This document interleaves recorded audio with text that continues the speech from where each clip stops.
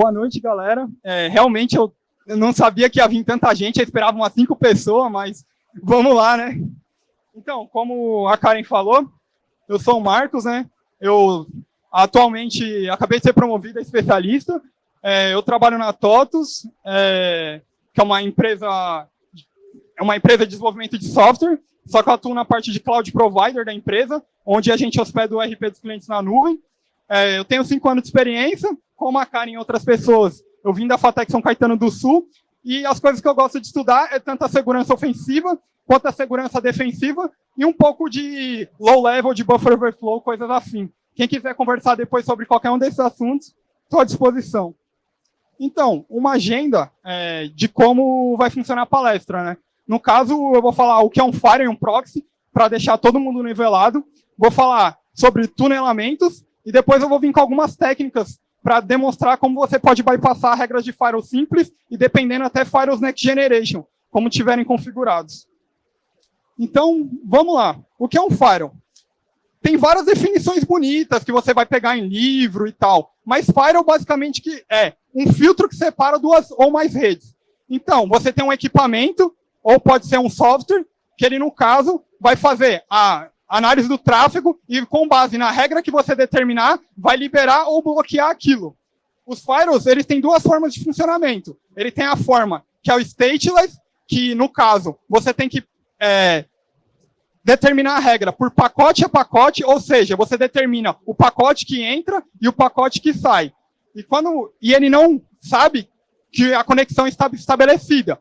Então, o problema disso é que quando você vai fazer uma regra, você tem que sempre determinar que pode passar, por exemplo, uma determinada flag do pacote TCP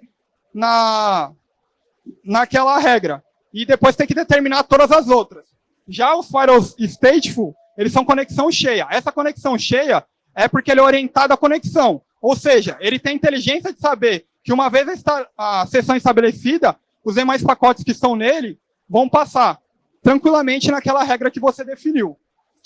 E assim, os firewalls tradicionais, que a gente está acostumado a usar até em cloud providers, como a AWS, aquele security group padrão, ele analisa até uma determinada camada de rede. Ou seja, ele vai até o protocolo TCP, ou protocolo DP, e ele vai olhar IP e porta. Já os firewalls Next Generation, que são os de camada 7, eles conseguem analisar e entender a aplicação. Ou seja, ele consegue entender que está passando um tráfego HTTP dentro de uma porta que não tem nada a ver com HTTP. E ele também tem outras funcionalidades, né? Como, no caso, filtro de conteúdo, alguns têm antivírus e por aí vai. Agora vamos lá, o que é um proxy? O proxy, ele é um servidor, um serviço dentro da sua rede, que ele vai pegar a sua conexão e passar ela para frente. Aí ele pode ser usado para várias coisas. Ele pode ser usado para a questão de performance na rede, ele pode ser usado para a questão de segurança, para definir o que pode ou não ser acessado ou navegado. E como diz o desenhozinho ali, tem o proxy server, e quando você bate, no caso, na internet, nesse exemplo, o seu IP foi alterado porque você passou pelo proxy server. No caso, os proxies eles podem ser transparentes. O que seria transparente? Você não precisa fazer configuração nenhuma. Ele já está a nível de rede, então você vai acessar, ele vai fazer o filtro e vai fazer tranquilo. E o proxy pode ser não transparente, ou seja, você tem que configurar o IP e porta do proxy na mão. Beleza, uma vez definido o que são esses equipamentos, a gente vai falar agora de algumas táticas assim e explicando elas. Por exemplo, o tunelamento, o que seria isso? Quando você tunela um protocolo, você pega um protocolo e coloca dentro do outro. Ou seja, você pega, por exemplo, uma requisição HTTP e coloca dentro de um protocolo ICMP ou dentro de um protocolo DNS. Com isso, se o firewall ou o proxy não tiver uma inteligência para analisar essa questão, ele vai deixar passar aquele tráfego, porque a regra que ele vai olhar é o seguinte, por exemplo, tráfego de DNS, a porta 53 está aberta, independente do que está passando lá, a porta 53 no destino está liberado para passar.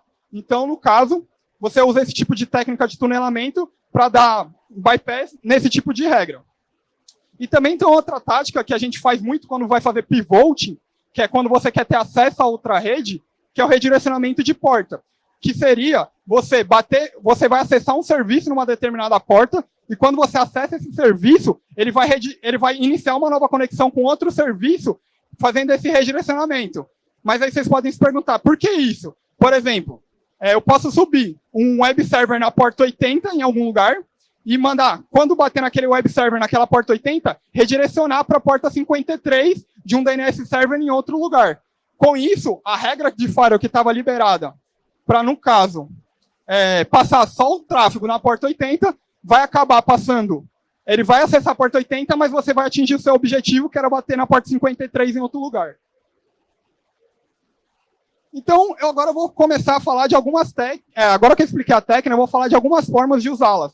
No caso de redirecionamento de porta, eu vou falar do daemon RNTD. No caso, ele é um daemon que ele é usado no Linux para você fazer redirecionamento de porta de conexões TCP apenas. E assim, ele tem uma apesar dele ser legal, ele tem uma limitação que é referente, ele só consegue abrir um socket. Então, por exemplo, eu quero redirecionar FTP. Com esse cara você não vai conseguir. Por quê? Porque o FTP ele usa mais de um socket. Ah, mas eu quero acessar um website. Você pode usar esse cara porque quando você bate na conexão nele na porta que você definir, ele vai redirecionar e abrindo apenas uma conexão. O arquivo de configuração dele é esse /etc rntd-conf. Ele a configuração dele. Você tem que definir a porta que vai subir no seu host, o endereço que ele vai subir, que é o seu endereço, aonde você vai bater e a porta que você vai redirecionar. Então, um exemplo de cenário de bloqueio aqui. Eu quero acessar esse site pok.com.br. Só que o firewall só permite para mim a porta 8080 e a porta 53. E ele funciona na porta HTTP, ele funciona na porta 443 rodando sobre HTTPS. Usando o RNTD, o que eu posso fazer? Eu subo ali um serviço, no caso eu usei o Kali, mas podia ser qualquer distro Linux. No caso, quando eu subo esse serviço, eu subo numa porta que eu sei que aqui tem liberação, e uma vez que ele bater na porta 8080 do endereço do meu web server que eu subi, ele vai acessar o site sem problemas. Ou seja, quando bater naquele quando a requisição alcançar a minha máquina, ele vai fazer o redirecionamento e vai acessar o site, mesmo a regra não tendo liberada. Assim, não sei se está ficando legal para ver. No caso aqui, eu estou tentando acessar. Eu acessei o site, aí está mostrando o meu IP. Não ficou legal, vou demonstrar de outra forma. Pode ir, então.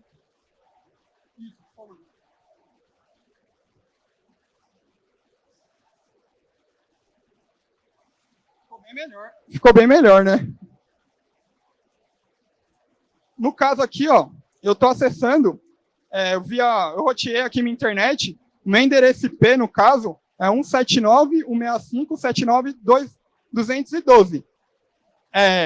Aí vocês estão vendo esse é o meu endereço IP. Quando eu usar o redirecionamento de porta, eu estou batendo nesse outro IP, que é um web server que eu subi, lá na Amazon, e uma vez que eu acesso ele, eu vou até recarregar para vocês acharem quem é cache, o IP que está batendo lá no site de destino é o IP do meu VPS, que no caso é esse 18.228.12.224.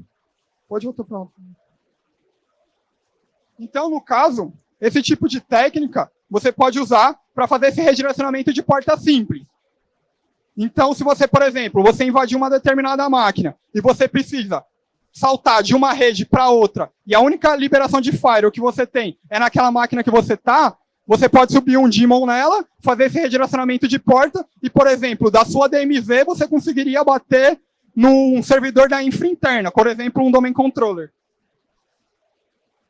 Agora, saindo um pouco do redirecionamento de porta, agora a gente vai falar de tunelamento. No caso, eu vou falar agora do túnel de SSH. O SSH é um protocolo bastante interessante, porque assim, ele tem criptografia implementada nativamente. Então, no caso, quando você quer bypassar qualquer restrição de firewall, se você criptografa o conteúdo ou usa um protocolo criptografado, você consegue bypassar facilmente. Por quê?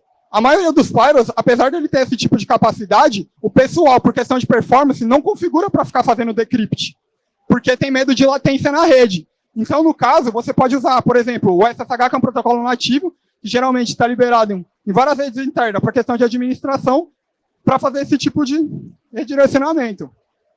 Então, no caso, ele trabalha, o protocolo SSH, ele trabalha no modelo cliente-servidor, ele trabalha sobre o protocolo TCP, porque ele precisa fazer handshake, e, no caso, além de handshake, ele precisa estabelecer a sessão para passar todo o tráfego, e uma vez que a sessão dele é negociada, o tráfego que passa por ele é criptografado. Então, se você abre um sniffer qualquer, você não sabe o que está passando naquilo. Igual está naquela imagem. Por exemplo, teve o handshake TCP, aí tem um handshake do protocolo SSH, e uma vez no handshake do protocolo SSH, a comunicação ali está toda criptografada. E você não sabe o que está acontecendo, né? Então, vamos lá. A técnica do túnel de SSH, ela pode funcionar de 3 formas. Você pode fazer um túnel local, você pode fazer um túnel remoto ou um túnel dinâmico. Então, no caso, o que seria esse túnel local? Quando você fecha a conexão SSH, ele vai subir uma porta. No caso, no seu endpoint, que você está fechando o túnel, e uma vez que você acessar aquela porta, você vai estar fazendo meio que um redirecionamento de portas, só que dessa vez criptografado. E uma vez que você acessar essa porta, ele vai redirecionar para outra, fazendo o bypass da regra de firewall. Túnel de SSH dá para você usar em ambos os sistemas operacionais, no Linux ou no Windows. Você só tem que ter um cliente para isso. No Linux, o cliente é nativo. No Windows, você tem que baixar aquele PUT e tem a linha de comando do P-Link, para ficar mais fácil de fazer. Aqui é um outro vídeo, né? Esse aqui ficou melhor, por causa da resolução da tela. Então, no caso, aí eu vou acessar o mesmo site, né, o IP OK, e aí eu estou mostrando que eu estou com o meu endereço IP, que é o endereço IP da minha conexão de internet, quando eu fiz o teste. Aí eu startei, no caso, você vê no Wireshark, apesar da resolução não estar muito boa, você consegue ver que teve o three-way handshake para acessar o site, ele fechou a conexão HTTPS, tudo tranquilamente. Aí, no caso, eu vou mostrar agora como eu vou fazer esse redirecionamento usando o túnel de SSH. Então, eu pauso aqui na minha demonstração, eu estou pausando o filtro de portas, e agora eu vou fechar uma conexão SSH com o meu endpoint, e uma vez que eu fechar essa conexão, eu vou acessar o mesmo site, só que via uma conexão interna, via localhost. Então, ou seja, aqui no caso não dá muito para ver, mas eu fechei a conexão SSH, determinei a porta local que vai abrir e a porta no destino que eu quero que bata, que ele acesse.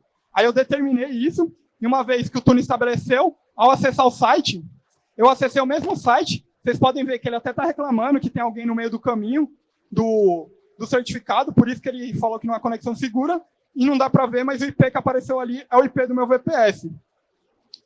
Então, no caso, como vocês podem ver, a conexão direta com aquele endereço IP não existe mais. Mas se você olhar a conexão via SSH, você vai ver que no dump do Wireshark vai ter a conexão SSH vai estar estabelecida e vai ter um monte de coisa passando por ela. Só que você não sabe o que está passando. Então, se você olhando não sabe, o firewall também não. Então, esse é um jeito bem simples, usando o SSH, de você fazer um tipo de redirecionamento, né? Uma outra forma de você fazer redirecionamento, fazer tunelamento para dar bypass em regra de firewall com SSH é o túnel remoto. Esse túnel remoto ele é interessante porque você pode usar até de jeito benéfico. Você pode usar para publicar algum site seu localhost na internet usando o IP do seu VPS via SSH. Ou seja, no caso, você vai fechar uma conexão SSH com o host, com o seu servidor, e você vai falar para ele que quando bater uma conexão numa determinada porta, vai liberar, no caso, acessar a sua máquina.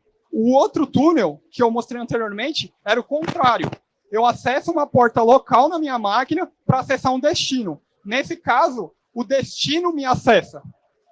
Quando você está estudando esse tipo de coisa, demora um pouco para entrar esse conceito na cabeça. Até. É meio engraçado, assim, de você parar para olhar. Então, no caso, aqui é outra demonstração. Pode dar play aqui. Ela está dando play?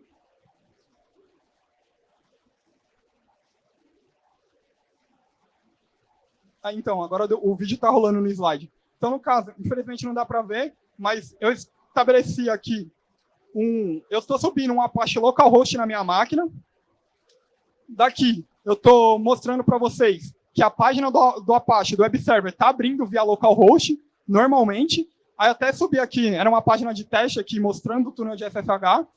Aí agora eu vou fechar uma conexão SSH do jeito remoto para permitir que o socket aberto no meu destino consiga acessar a máquina que fez essa requisição.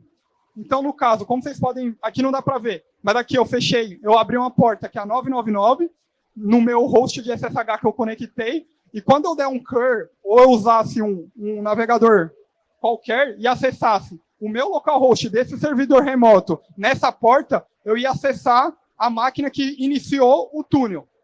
Ou seja, o cliente SSH que fechou a conexão com esse meu server, ele abriu um túnel que permitia que eu acessasse essa página.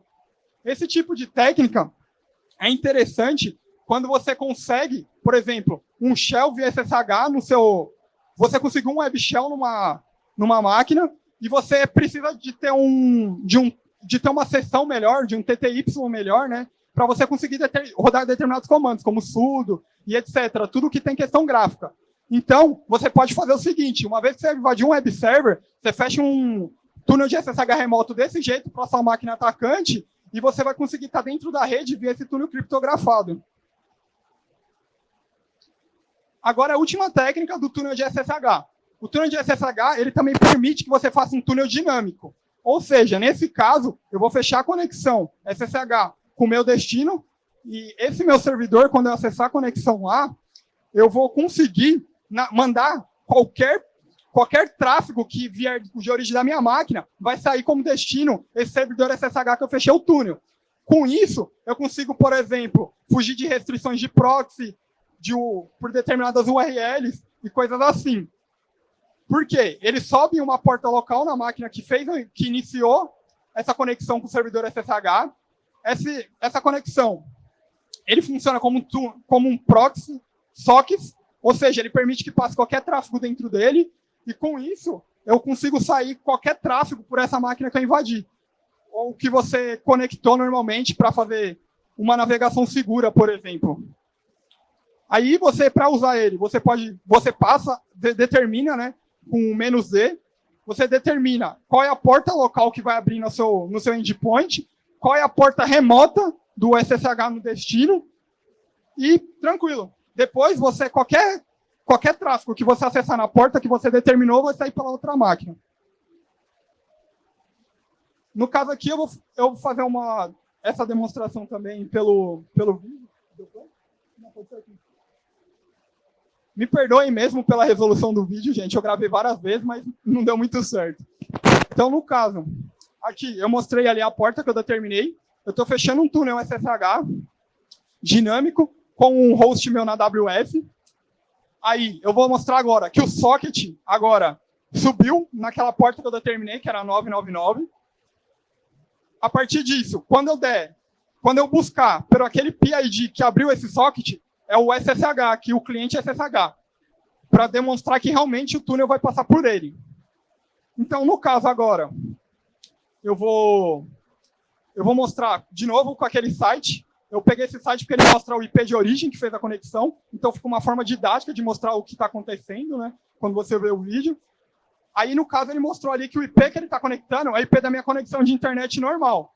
Quando eu vou nas configurações do meu navegador e seto o proxy socket, que é o proxy, que é a porta que o túnel de SSH subiu, eu vou conseguir, através desse túnel, acessar esse site e o IP que vai bater nesse site vai ser o IP do meu servidor SSH. E com isso você consegue, por exemplo, se você precisar de privacidade ou se você tem restrições de acesso a alguns sites, você vai conseguir acessar sem problemas.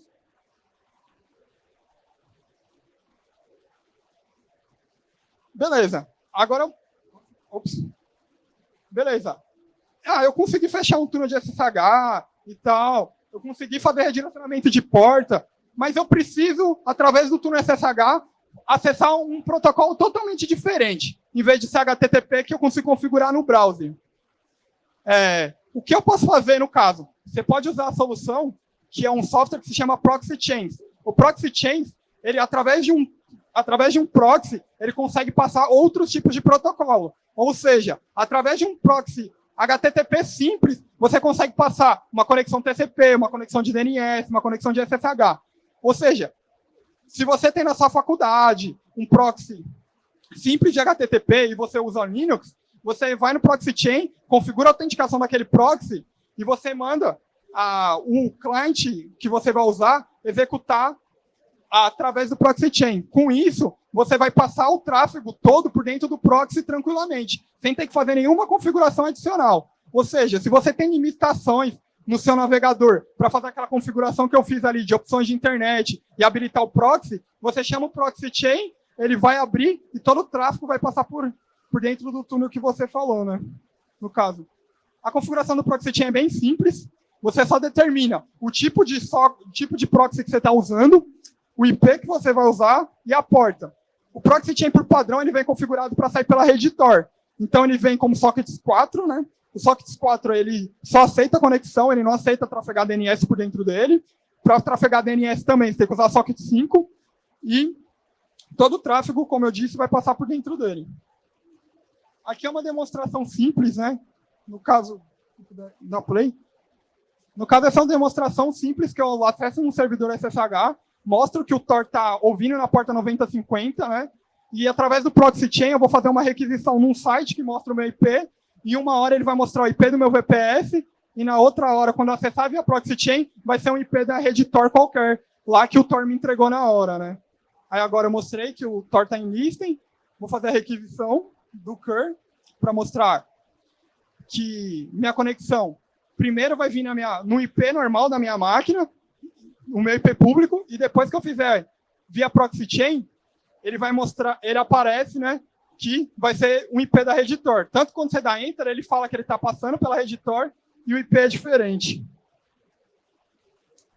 Beleza, já falei de túnel de CSH, já falei de redirecionamento de porta, já mostrei como você pode usar esse túnel a seu favor para dar bypass em proxy, mas beleza, eu não tenho SSH liberado, não tenho nada disso. O que eu posso fazer? Você pode fazer um túnel de ICMP. ICMP é um protocolo usado para você fazer troubleshoot de rede. É o protocolo do famoso ping. Quando você dá ping, ele faz uma requisição de ICMP. Ele dá um ICMP request e depois ele faz a requisição. No caso, depois que você faz a requisição, ele dá o response com a resposta. O cabeçalho do protocolo ICMP ele é interessante, porque ele passa o tipo da mensagem, o checksum, e ele tem um negócio aqui, que é o payload, que é opcional, como vocês podem ver. Se você ler a RFC dele, você vai ver que é opcional. Ou seja, se é opcional, via programação eu posso colocar o que eu quiser lá dentro. Então, com isso, eu posso colocar, por exemplo, uma requisição HTTP dentro do protocolo ICMP. E, essa parte que eu já tinha explicado, que eu posso alterar o conteúdo e colocar a requisição que eu queira. Por exemplo, não sei se vocês já fizeram um dump de rede, e quando você olha o protocolo ICMP, tanto o request quanto o reply, você vê que ele tem um conteúdo padrão do comando ping. O comando ping, por exemplo, no Windows, no payload dele tem esse string gigante. E no Linux tem um monte de ponto e alguma string aleatória. Aqui, para vocês verem que eu não estou mentindo, tem a questão do dump de rede, que aí eu peguei uma requisição no Windows e uma requisição no Linux, e aquele payload que eu mostrei no slide anterior está detectado ali dentro. Aqui, no caso,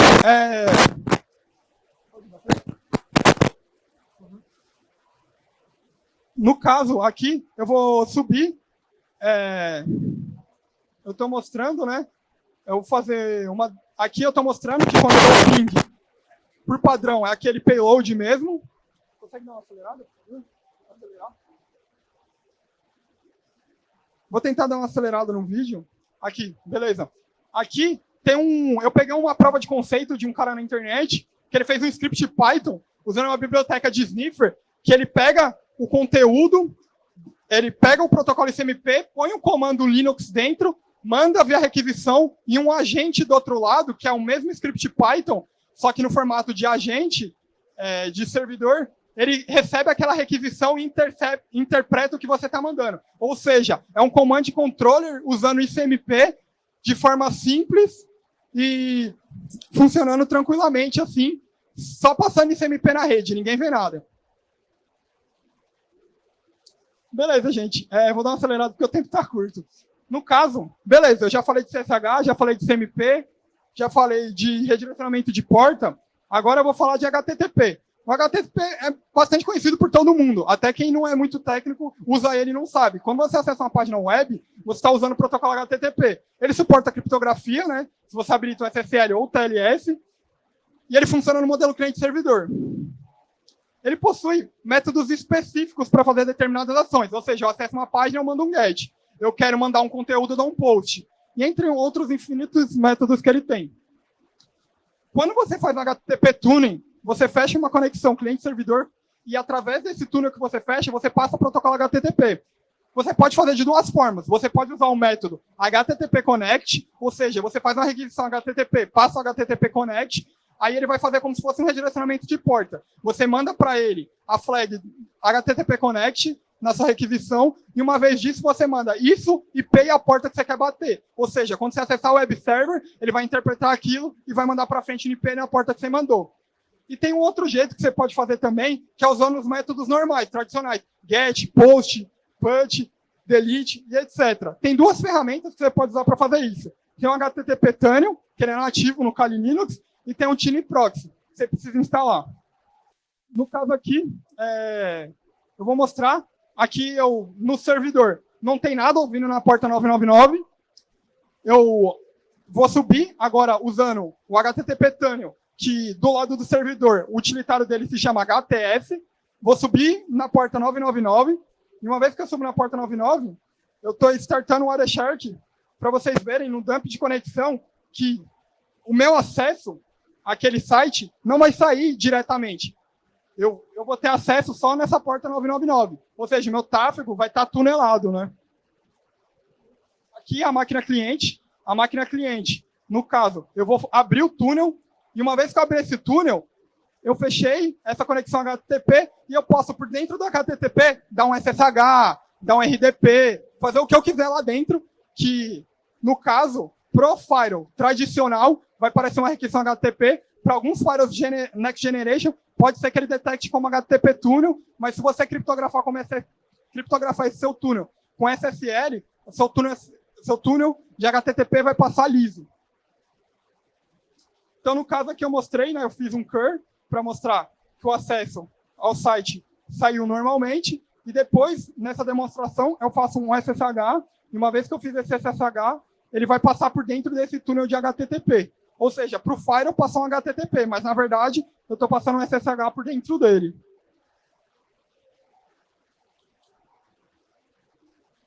Beleza. Já falei de HTTP, de SSH. Agora, a cereja do bolo. Você chega para mim e fala, na minha rede eu controlo tudo isso. Eu faço o SSL decryption, eu faço tudo isso. Beleza, mas você dá uma olhada no DNS.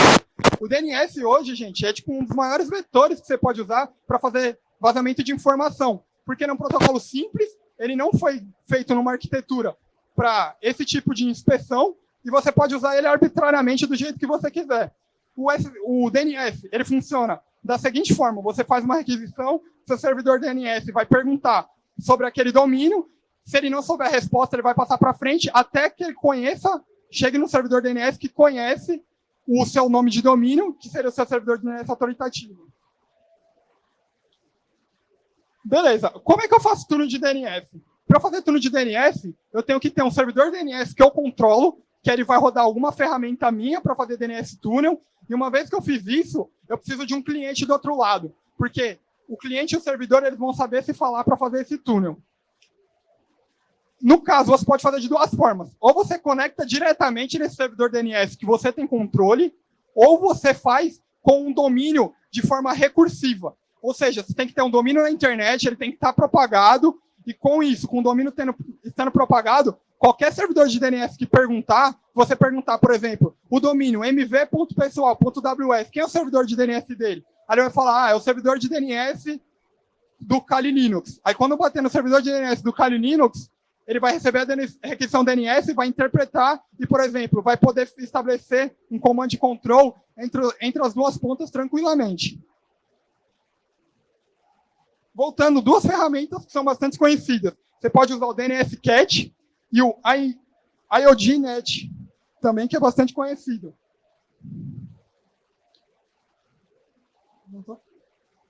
Assim, no caso, eu estou logando na minha máquina, que é um host lá de novo, na AWS. Eu estou subindo um serviço do DNS Cat para ouvir no domínio mv.pessoal, que é um domínio meu, que está registrado. Aí eu coloquei esse domínio. Ele está escutando, então qualquer requisição na internet que for para esse domínio, vai bater nesse meu servidor e ele só vai aceitar conexões que sejam de um mesmo cliente, no caso que era o DNS Cat. Ou seja, aqui, eu mostrando o dentro de rede para vocês verem que, assim, aqui eu estou fazendo um túnel de DNS usando o DNS do Google, no caso, ou seja, minha requisição de DNS está passando pelo Google e está chegando no meu servidor de DNS, que está lá na AWS, tranquilamente. E aqui, eu consigo. No caso, eu mandei, uma vez que estabeleci esse túnel, eu mandei ele abrir eu abri um terminal, e assim eu estou rodando comandos tranquilamente do Linux. Aqui eu dei um ruemai, ele respondeu. Aqui eu dei um ls, ele mostrou. E assim, o comando que eu quiser fazer, ou se eu quisesse baixar um arquivo, mandar um arquivo, eu ia estar fazendo tudo isso via DNS. Ou seja, o pessoal do Bluetooth, o pessoal do SOC ia falar, beleza, tem um alto tráfego de DNS acontecendo. Não sei o que está acontecendo, mas tem um tráfego de DNS lá. Não deve ser nada. Geralmente o pessoal ignora muito o DNS. E aqui eu estou fazendo uma demonstração também no Windows para mostrar que não é só no Linux que funciona, né? Que eu estou fazendo ali requisições DNS via Windows. No caso, eu vou usar eu estou usando o DNS Cat, que é um script PowerShell, que não precisei baixar nada no Windows ainda. Usei a própria ferramenta nativa, que é o PowerShell, usando script para estabelecer esse túnel de DNS.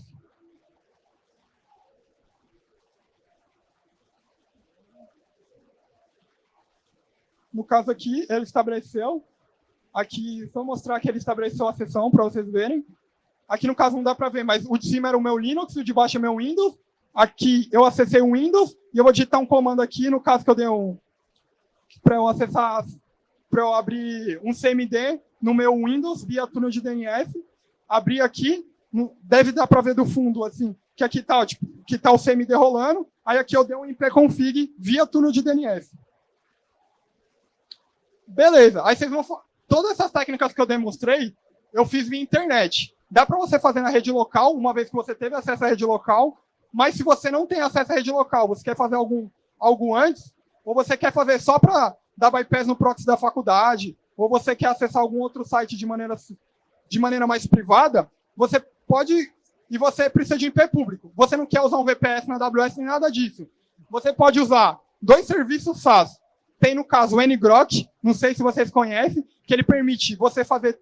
Ele sobe uma conexão TCP na sua máquina e ele faz um proxy com a internet, ou seja, você é desenvolvedor, você consegue publicar seu site na internet sem problemas usando o ngrok, sem ter que ter um domínio registrado.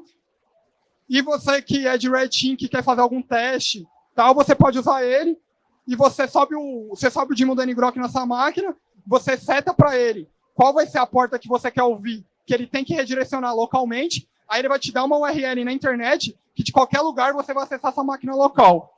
E também ele aceita até conexão TCP. Ou seja, se você quiser fazer um túnel de SSH ou simplesmente acessar SSH a sua máquina, ou sair do TeamViewer e dar um RDP na sua máquina também, você conseguiria. Outro serviço SaaS é o ServEO. O ServEO, ele, através de túnel de SSH remoto, você consegue publicar coisas.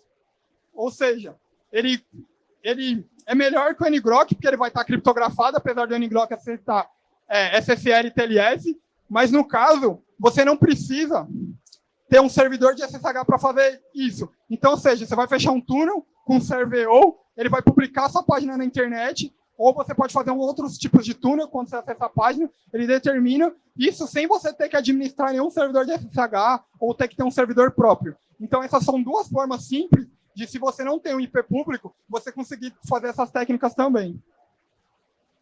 Certo? Para finalizar, eu vou dar algumas recomendações de como você pode detectar e prevenir esse tipo de coisa. Para o pessoal de defesa do Blue Team, você tem que ter controle de aplicações que pode executar na máquina. Aí vocês vão falar, por quê? Porque, no caso, eu posso baixar, ao invés de usar um script, eu posso baixar ou compilar um script SH ou compilar um script PowerShell e mandar executar. Se você pode até ter bloqueado o PowerShell, mas eu compilei o script PowerShell num exe, num binário e mandei rodar. Se você não sabe, se você não restringe o que pode executar ou não dentro do seu ambiente, você vai acabar sofrendo alguma dessas técnicas. Uma outra dica que eu dou é inspecione todo tipo de protocolo que você consiga na solução que você tenha. Por exemplo, seu Firewall permite que você faça SSL decrypt? Se não for impactar seu ambiente, faça. Se o seu Firewall permite que você faça SSH decrypt ou min the middle com SSH proxy, faça. E etc. Qualquer outro tipo de protocolo que permita isso, habilite para você ter visibilidade do tráfego que está passando. Para você saber que tem um tráfego passando dentro de um determinado protocolo e saber que aquilo não é malicioso. Para DNS, não tem muito o que fazer. Ou você tem um firewall de DNS, ou você não usa a resolução de DNS externa. Pode parecer loucura, mas, por exemplo, se na sua empresa todos os seus serviços estão na sua intranet, para que você vai ter liberado que as máquinas clientes consigam resolver usando o DNS do Google, usando qualquer outro servidor de DNS, como o OpenDNS? Ou beleza, é muito radical fazer isso. O que eu posso fazer? Eu posso monitorar a quantidade de requisições de DNS que estão passando no meu ambiente. Por exemplo, no meu ambiente só passa 5 requisições de DNS em 1 minuto. De repente, começou a passar 50 mil. Alguma coisa está acontecendo, fugiu completamente do padrão. Uma outra forma também é você fazer microsegmentação de rede ou fazer nanosegmentação. Nanosegmentação é um conceito que você consegue falar que um determinado executável de uma máquina só consegue falar com um determinado executável da outra máquina numa determinada porta. Com isso, mesmo se eu baixar um binário que não está autorizado, ele não vai passar a nível de rede. Ele vai até executar, mas ele não vai sair tráfego. Uma outra forma também é usar o conceito do mínimo privilégio. Eu não preciso sair dando administrator para todo mundo, ou permissão do cara da run as numa máquina Windows, ou o cara da sudo em tudo que ele quiser no Linux. Então, no caso, use o conceito do mínimo privilégio. Você vai diminuir a camada de exposição e a pessoa não vai conseguir usar determinadas ferramentas para conseguir fazer esse tipo de coisa. Outra coisa que você pode fazer é correlação de eventos e logs de tráfego. Usando o seu CIEM, alguma ferramenta de NetFlow, você consegue fazer um monitoramento. Outra coisa também é a análise comportamental. E também fazer uma resposta a incidente automatizada. Eu não posso depender que alguém veja aquele alerta e trate. Eu tenho que fazer de forma automatizada. O alerta aconteceu, eu defino um playbook. Uma vez que aquele alerta aconteceu, ele vai ser executado para redimir aquele ataque e mitigar aquele problema. Para o pessoal de Red Team que quer atacar, fazer tunelamento, use protocolos que o alvo usa. Por exemplo, eu invadi uma rede que só tem HTTP. Para que eu vou fazer um túnel de SSH numa rede dessa? Eu vou ser detectado. Então, faça um túnel de HTTP. Outra coisa, sempre criptografe o protocolo que você está usando ou criptografe o payload. O DNS não tem criptografia nativa. Agora os caras estão implementando. Criptografa a sua requisição de DNS de um jeito que só o seu outro lado saiba o que você está requisitando. Crie suas próprias ferramentas. É uma coisa que eu preciso melhorar. O DNS Cat ele é conhecido. Então, geralmente, o que os caras fazem? As pessoas de antivírus ou de defesa, eles criam assinaturas. Se você sabe o conceito da técnica, igual eu expliquei, você escreve da programação a sua ferramenta e você passa por essas soluções sem problemas, porque elas são baseadas em assinatura. Sempre fique abaixo do radar. Se você está atacando, não deixe o pessoal detectar que você está atacando. Fique sempre abaixo do radar. Vá tranquilo, não se afobe.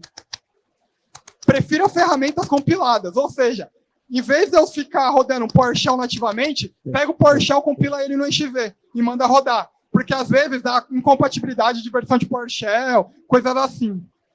E abuse e use de linguagem nativa. Você vai atacar numa máquina que o PowerShell está liberado e você tem um script que roda naquela versão, usa o PowerShell. Se você está atacando a máquina Linux, use Bash Script. Porque como você está usando ferramenta nativa do sistema operacional, é muito mais difícil de detectar. Antivírus tradicional, por exemplo, já não enxerga.